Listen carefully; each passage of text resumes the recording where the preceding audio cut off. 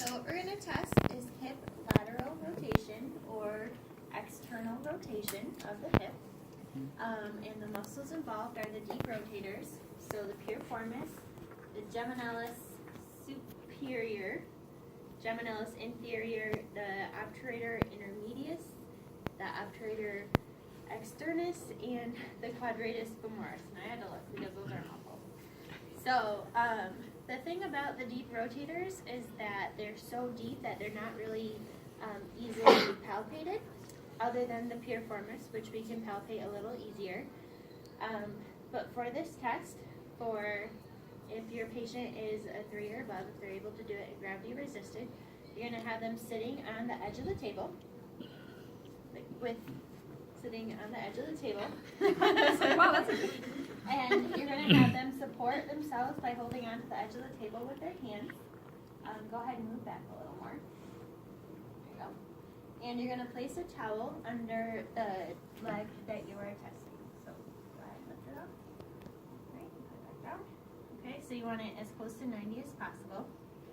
And Eric, what I'm going to have you do for this test is we are going to rotate your foot and your leg in medially, okay?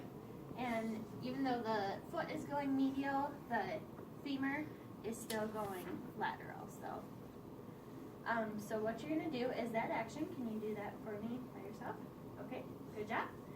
Now to apply resistance, what I'm going to do is I'm going to place my stabilizing hand on the lateral distal aspect of the femur, and then my resisting hand is going to go on the distal aspect of the tibia, the distal aspect of the medial side of the tibia.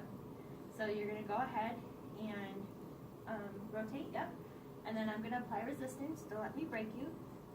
All right, good job. So while I'm pushing his foot down, I'm stabilizing and pushing his knee in, so it's kind of like a co-contraction. Now, if he wasn't able to do that, but he was, so he'd be a 3 or above. If you weren't able to do that, what I would do is, Eric, I would have you lie on your back in supine. Okay.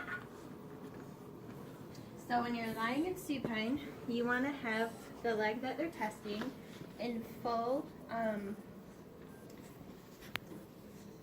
medial rotation, so full internal rotation.